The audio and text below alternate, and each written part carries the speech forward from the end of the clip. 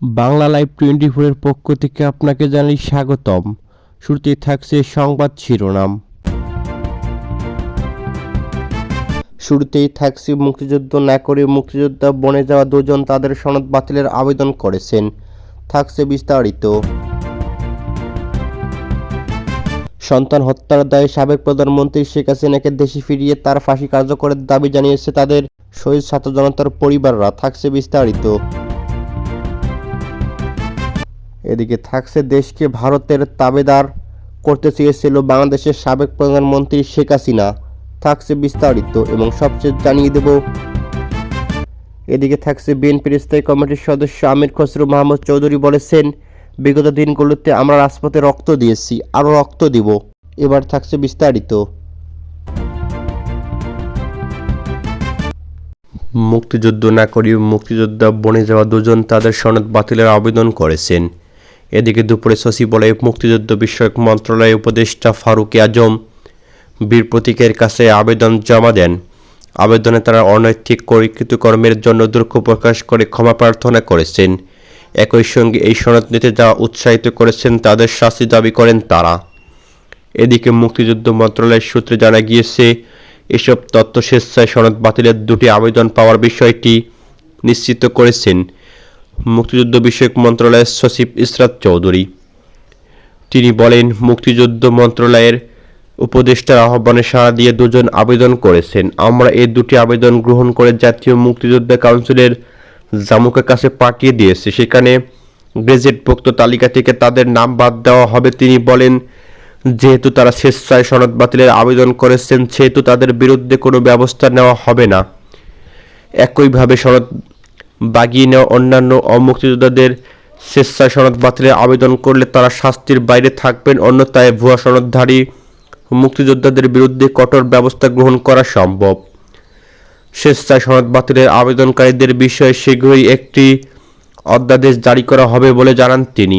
11 December সত্যিকারের মুক্তিযোদ্ধাদের সম্মুখ রেখে ভুয়া মুক্তিযোদ্ধাদের তালিকা প্রণয়নের সিদ্ধান্তের কথা বলেন মুক্তিযুদ্ধ বিষয়ক মন্ত্রণালয়ের উপদেষ্টা ফারুক আজম বীর প্রতীক। এদিন সাংবাদিকদের তিনি বলেন, কারা মুক্তিযোদ্ধা হয়েছেন তারা যেন স্বেচ্ছায় সনদ বাতিল করে চলে যান। যদি যান তাহলে তারা ইন্ডিমেটলি সাধারণ ক্ষমা পাবেন, আর যদি না হয় প্রতারণার জন্য তাদের অভিযুক্ত করে শাস্তির ব্যবস্থা করতে হবে। সন্তান হত্যার দায়ে সাবেক প্রধানমন্ত্রী শেখ হাসিনাকে দেশে ফিরিয়ে তারা ফাঁসি কার্যকর দাবি জানিয়েছেন রাজধানী উত্তরায় জুড়ে আন্দোলনে শহীদ ছাত্র জনতার সদস্যরা। এদিকে উত্তরায় আজমপুরের শহীদ মুগ্ধ মঞ্চে জাতীয় বিপ্লব পরিষদ ছাত্রীদের সাহসী ও গ্লোবাল নলেজের ফাউন্ডেশন আয়োজিত এক সম্মেলনে শহীদ পরিবারের সদস্যরা এ দাবি জানিয়েছেন। এদিকে এ সময় তারা অভিযোগ করেন, সরকার শহীদদের ভুলে গেছে। শহীদ পরিবারের সদস্যদের সঙ্গে কেউ যোগাযোগ করে না। শহীদদের হত্যায় জড়িত পুলিশকে গ্রেপ্তার করা হচ্ছে না। অন্য আসামিরা ঘুরে বেড়ালেও পুলিশ তাদের ধরছে না। এদিকে অনুষ্ঠানে উদ্বোধক শহীদ নাইমা সুলতানের মা আইনু নাহার বলেন, আমি আমার মেয়েকে মিছিলে যেতে দেইনি। তাকে সারাক্ষণ বাসায় রেখেছিল, কিন্তু বাসায় রেখেও মেয়েকে বাঁচাতে পারেনি। এক পর্যায়ে আইনু নাহার কাঁদতে কাঁদতে বলেন, আমি কোথাও পুলিশ দেখলে চোখের পানি ধরে রাখতে পারি না। তারা আমার মেয়েকে কতটা কষ্ট দিয়ে মেরে ফেলেছে। শহীদ শাহরিয়ার হাসান আলভির বাবা আবুল হাসান বলেন, আমার ছেলেমেয়েরা জীবনের পরোয়া না করে আমাদের 2000 অধিক ছেলেমেয়ে শহীদ হয়েছে। গুলি খাওয়া ছেলের লাশ বাবা মার সামনে কেমন একমাত্র শহীদ পরিবাররা জানে। আমাদের চোখের পানি কখনো থামবে না। অথচ এই অবস্থায় আমাকে হুমকি দেওয়া হয়েছিল, 2টি মসজিদ থেকে আমাকে খাটিয়ে দেওয়া হয়নি। তিনি আরও বলেন, আমি উপদেষ্টাদের বিনয়ের সঙ্গে বলতে চাই, আপনারা শহীদ পরিবারের পাশে দাঁড়ান ও আহতদের চিকিৎসা করুন। আপনারা আমাদের সন্তানদের খুনিদের বিচার করুন। খুনি শেখ হাসিনাকে দেশে ফিরিয়ে এনে তার ফাঁসি কার্যকর করুন। শহীদ জাবির ইব্রাহিমের মা রোকেয়া বেগম বলেন, আমার জাবিরকে কি কেউ ফিরিয়ে দিতে পারবেন? জানি কেউ পারবেন না, কিন্তু আওয়াজ তুলুন, আমার জাবিরের হত্যার বিচার চাই। আমার জাবিরের মতো সকল জাবিরের হত্যার বিচার চাই। এদিকে জাবির ইব্রাহিমের বাবা কবির হোসেন বলেন, 2000 ছাত্র জনতা যদি শহীদ হয় তাহলে 2000 পুলিশ খুনি, কিন্তু আমরা কি 2000 পুলিশকে গ্রেপ্তার করতে দেখেছি? কিন্তু না। শহীদ সিপাত হোসেনের বাবা বলেন, আমার শহীদ সিপাত 20 জুলাই মিরপুর 10 নম্বরে শহীদ হয়েছে। আমাদের যে 2000 ছেলেমেয়ে নিহত, 30,000 আহত হলো, এর বিচার আর কি হবে না? আমি জানি না এই সরকার টাকা দিয়ে আমাদের সন্তানদের ঘাটতি পূরণ করতে পারবে না। আমরা কেবল আমাদের সন্তানদের খুনিদের বিচার চাই। বিরোধী দলগুলোর নিরপেক্ষ নির্বাচনের দাবির পরিপ্রেক্ষিতে শেখ হাসিনা ভারতের অনুকূল্য এবং ক্ষমতায় টিকে থাকতে দেশটির উত্তর পূর্বাংশের সঙ্গে রেল ও ইন্টারনেট সংযোগ দেওয়ার প্রস্তাব দিয়েছিল। একতরফা সংযোগ দেওয়ার মাধ্যমে হাসিনা বাংলাদেশকে ভারতের তাবেদার রাষ্ট্রে পরিণত করতে চেয়েছিলেন। এদিকে গ্লোবাল ডিফেন্স কর্প আউটসে prime minister Sheikh Hasina offer rail links road ports internet and power connection to India north eastern state to seize power বিষয় নাম এক প্রতিবেদনে এ তথ্য জানিয়েছে।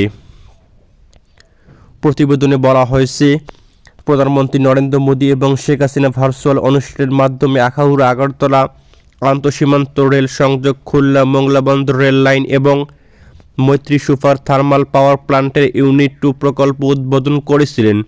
এসব প্রকল্প বাংলাদেশকে ভারতের পুতুল রাষ্ট্রে পাপেট স্টেট বা অধীন রাষ্ট্রে পরিণত করেছিল। রাশিয়া যেমনটা করেছে বেলারুশকে নিজের অধীন রাষ্ট্রে পরিণত করার মাধ্যমে। এদিকে এতে আরও বলা হয়, শেখ হাসিনা যখন অবাধ সুষ্ঠু নির্বাচন করার জন্য বাংলাদেশের বিরোধী দলের এবং পশ্চিম দেশগুলো থেকে চাপের সম্মুখীন হচ্ছিলেন, তখন মোদী সরকারের অধীনে ভারত বাংলাদেশকে এমন প্রকল্পের মাধ্যমে একটি তাবেদার রাষ্ট্রে পরিণত করার পরিকল্পনা করে যাতে ভারতের 7 সিস্টার খ্যাত 7 রাজ্য এবং রাষ্ট্র এবং হাসিনার দুর্নীতিবাজ প্রশাসনের উপকৃত হবে।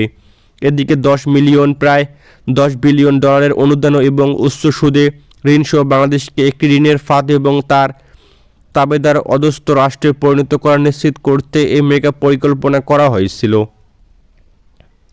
এদিকে ওই উদ্বোধনী অনুষ্ঠানের ভাষণে মোদীর জোর দিয়ে বলেছিলেন, ভারত নিজের আকাঙ্ক্ষার পূরণ নিশ্চিত করাতেই বেশি জোর দিয়ে থাকে।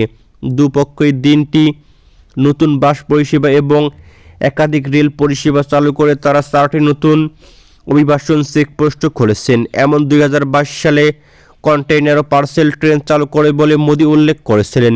গ্লোবাল ডিফেন্স কর্প জানায়, বাংলাদেশ সব ধরনের আন্তর্জাতিক অর্থ পরিশোধ ভারতের পেমেন্ট গেটওয়ের মাধ্যমে করা হয়, ফলে বাংলাদেশি ব্যাংকগুলো ভারতের উপর নির্ভরশীল হয়ে পড়ে। এদিকে আখাউড়া আগরতলা আন্তঃসীমান্ত রেল সংযোগের মাধ্যমে ভারতের উত্তর পূর্বাঞ্চলকে বাংলাদেশের সঙ্গে যুক্ত করার উদ্যোগ নেওয়া হয়েছিল।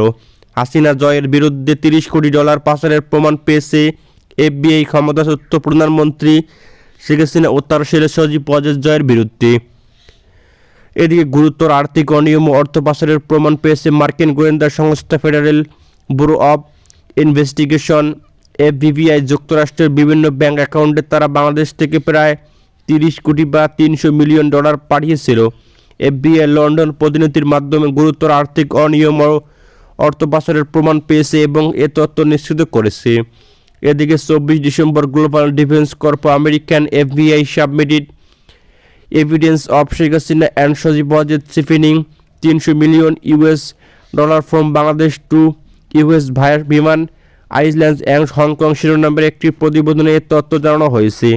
বিএনপি স্থায়ী কমিটির সদস্য আমির খসরু মাহমুদ চৌধুরী বলেছেন, বিগত দিনগুলোতে আমরা রাজপথে রক্ত দিয়েছি, অনেক নেতাকর্মী জেলে গেছে, অনেক নেতাকর্মী হারিয়েছি, কিন্তু একটা জায়গা ভালো কাজ করেছে বিএনপি নেতাকর্মীরা, জলে পড়ে খাঁটি সোনায় পরিণত হয়েছে। এর জন্য বিএনপিকে কেউ ভাঙতে পারেনি।